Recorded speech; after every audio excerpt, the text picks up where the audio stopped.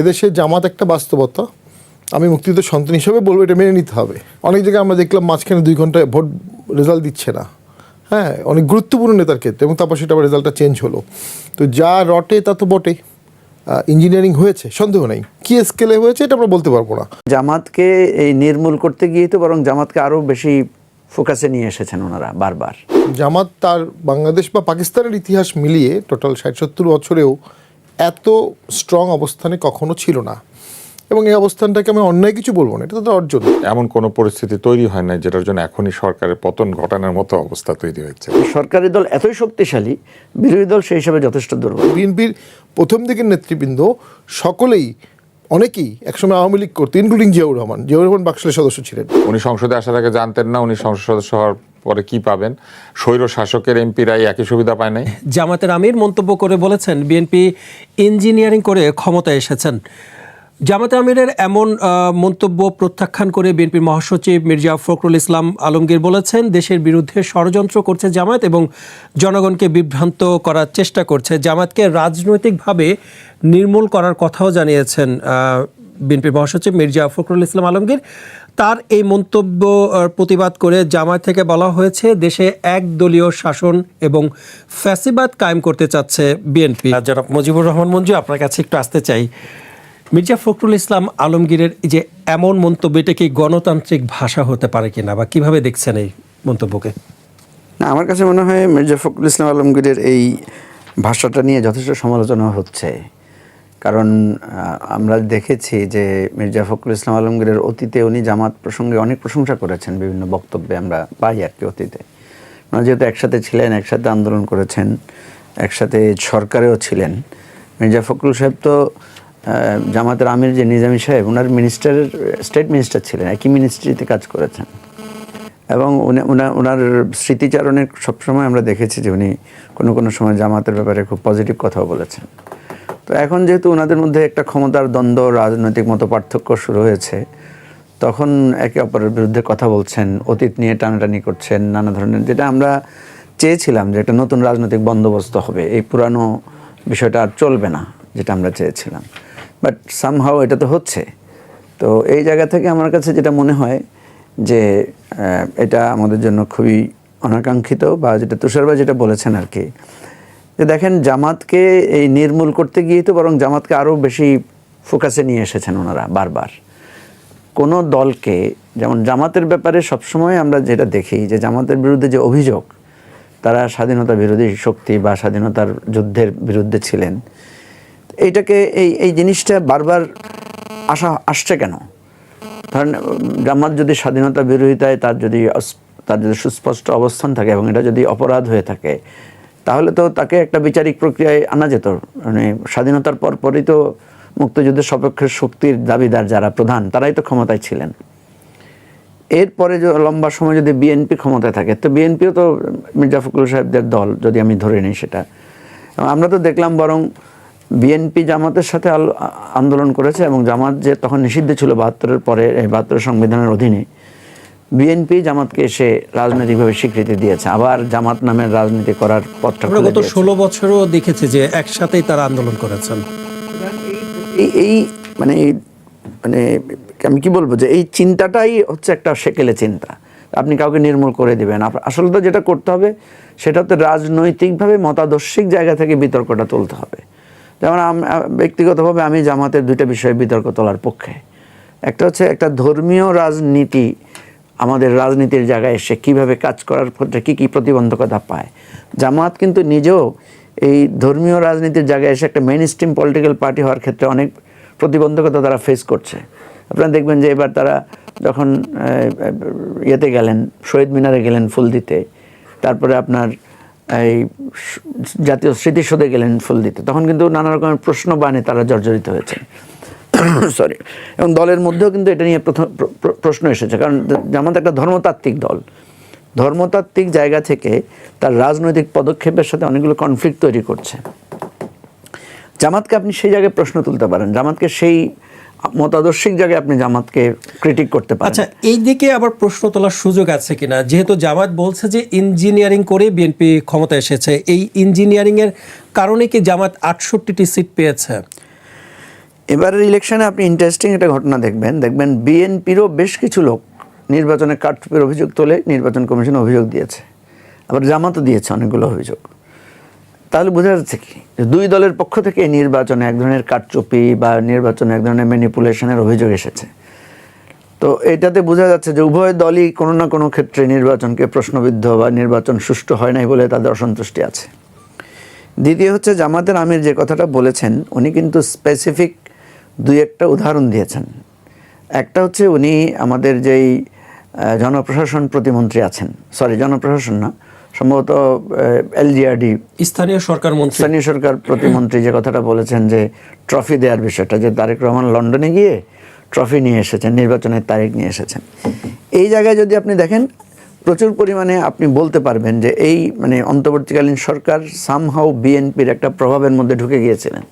কারণ এটা তো সত্য যে তারেক রহমান এবং ডক্টর ইউনূসের বৈঠকের পরেই কিন্তু নির্বাচনের ডেটটা ঘোষণা করা হয়েছে। এরপরের অনেকগুলো কার্যক্রম এক ধরনের চাপে এমনটা করা হয়েছে কিনা যে নির্বাচনের তারিখ ঘোষণা, যেটা মানে অনেক দিন ধরে বলা হচ্ছিল নির্বাচন কবে হবে আদৌ হবে কিনা, এমন কিন্তু একটা শঙ্কা ছিল না। শেষ পর্যন্ত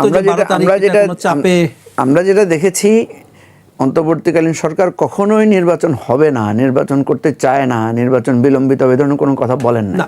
বলেননি, কিন্তু মানে এক ধরনের আশঙ্কা তৈরি হয়েছিল সাধারণ মানুষের মাঝেও, এই ধরনের আশঙ্কা ছিল যে নির্বাচন আসলে হবে কিনা।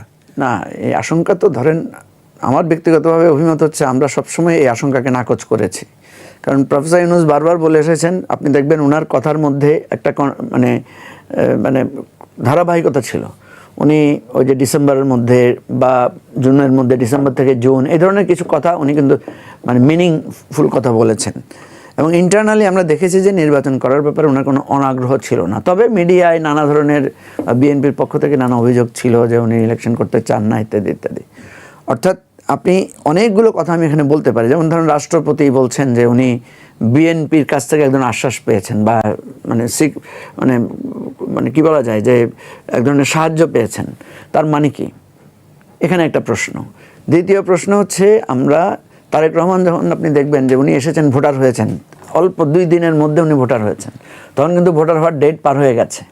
তাইলে এই যে স্পেশালি ওনাকে কনসিডার করা হচ্ছে, তারপর উনি যখন বাংলাদেশে ফিরলেন ওনাকে একেবারে এক্সট্রা অর্ডিনারি প্রটোকল দেওয়া হয়েছে, অ্যাজ ইফ মানে বাংলাদেশের রাষ্ট্রপ্রধান বাংলাদেশে প্রবেশ করছেন এই ধরনের।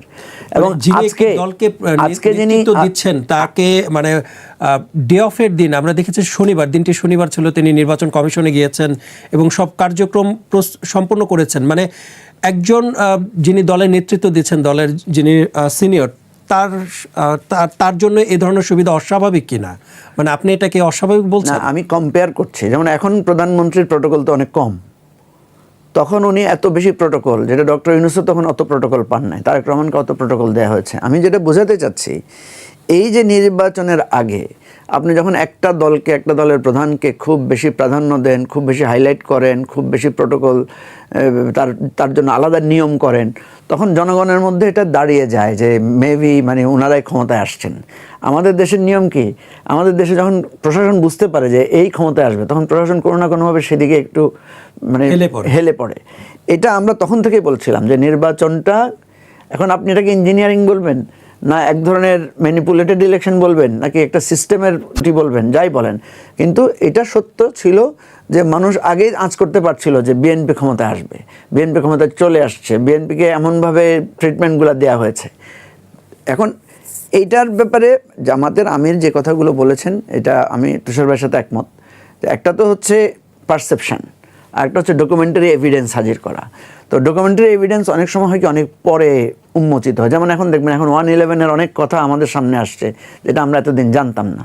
তো এই জায়গাগুলো আসবে। আরও রহস্যর কারণ হচ্ছে কি, ইলেকশনের ইলেকশনের পূর্ব মুহূর্তে আমরা যেই উপদেষ্টাকে সবচেয়ে বেশি পাওয়ারফুল হিসেবে দেখেছি, উনি আন্তর্জাতিক চুক্তি করছেন, উনি ডক্টর ইউনূসের নীতি নির্ধারণের জায়গায় ভূমিকা রাখছেন, উনি সিকিউরিটি অ্যাডভাইজার হয়ে গেছেন, সেই খলিলুর রহমানকে যখন আমরা দেখলাম যে ইনি একেবারে অব্যবহিত পরে উনি মন্ত্রী হিসেবে শপথ নিয়েছেন, পররাষ্ট্রের দায়িত্ব নিয়েছেন, এই জিনিসগুলো কিন্তু আপনি দেখবেন ওই যে 2-2 4, 4-2 6 মিলে যেরকম যায়, এর জন্য একটা মিলানোর সুযোগ আছে, সমালোচনা করার সুযোগ আছে। ধন্যবাদ। আমি ফিরবো আপনার কাছে। জনাব শামীম হায়দার পাটোয়ারি, আপনাকে শুভেচ্ছা কালার কন্ঠের স্টুডিওতে। আপনার কাছে একটি প্রশ্ন রাখতে চাই। জামাত থেকে বলা হচ্ছে যে ইঞ্জিনিয়ারিং করে বিএনপি ক্ষমতায় এসেছে। ইঞ্জিনিয়ারিংয়ের কারণেই কি বিএনপি 2/3 মেজরিটি পেয়েছে, অথবা জামাত 68টি সিট পেয়েছে? মানে ইঞ্জিনিয়ারিংয়ের কারণেই কি এমন হয়েছে কিনা? দেখুন, মানে ভোটটার মধ্যে ইঞ্জিনিয়ারিংয়ের গন্ধ আছে, আলামতও আছে। আপনি দেখবেন কোনো কোনো আসনে জামাত বা জামাত সমর্থিত এনসিপি এবং বিএনপি দুজনই ইলাস্টিকের মতো ভোট পেয়েছে। 1,20,000, 1,30,000, 1,40,000, 1,60,000, দুজনই। এটা কিন্তু কখনো বাংলাদেশে হয় না, দুজন কিন্তু 1.5 লাখ ভোট পেতে পারে না। তো এটা হয়েছে বাংলাদেশে অনেক জায়গায়। অনেক জায়গায় আমরা দেখলাম মাঝখানে 2 ঘন্টায় ভোট রেজাল্ট দিচ্ছে না, হ্যাঁ, অনেক গুরুত্বপূর্ণ নেতার ক্ষেত্রে, এবং তারপর সেটা আবার রেজাল্টটা চেঞ্জ হলো। তো যা রটে তা তো বটে।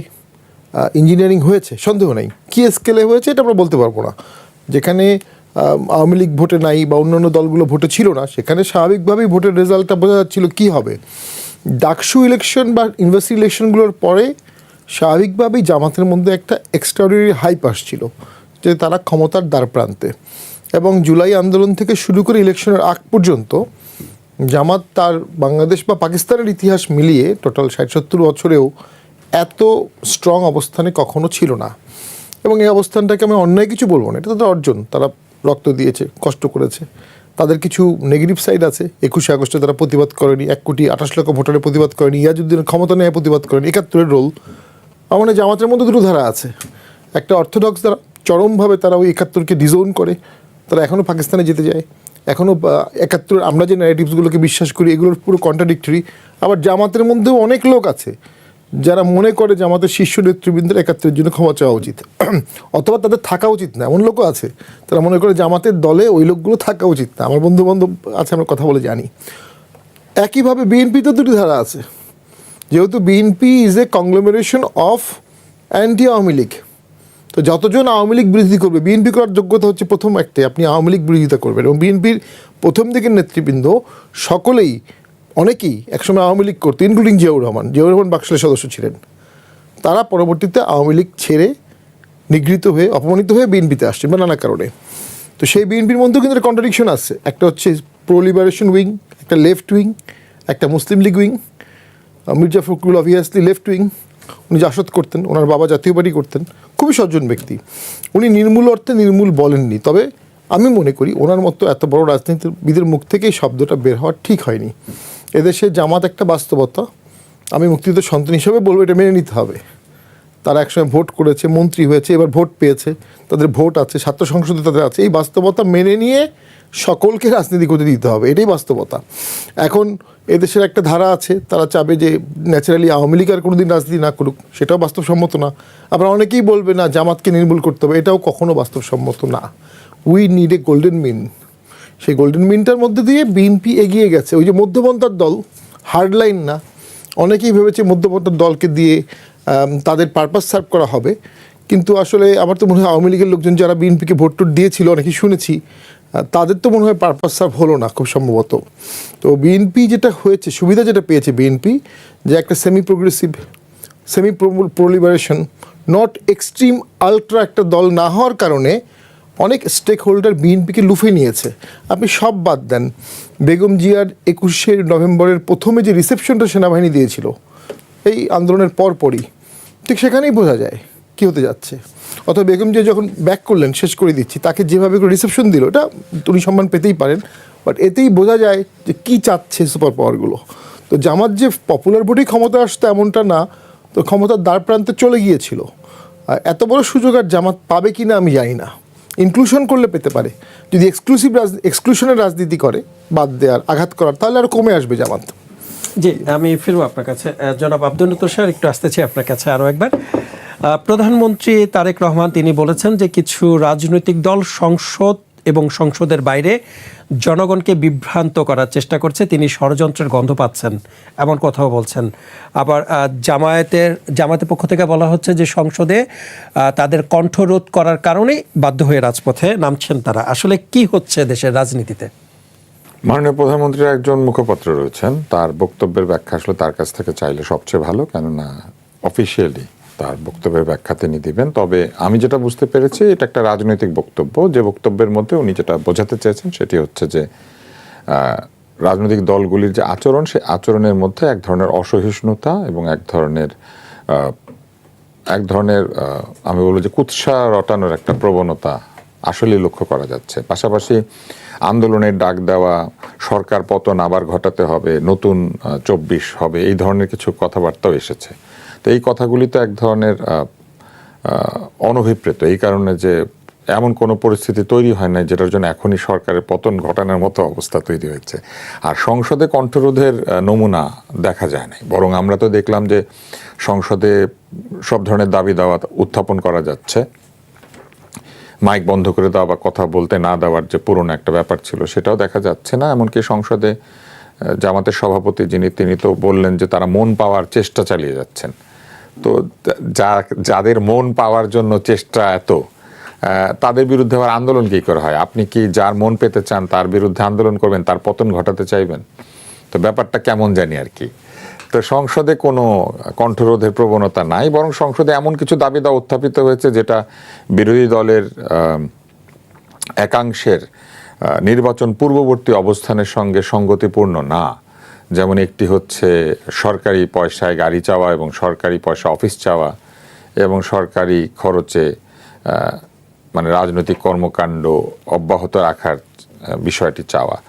সংসদে যারা যান তারা দলীয়ভাবে মানুষের কাছে ভোট চান এবং ভোট চেয়ে তারা সংসদে দায়িত্ব পালন করতে চান।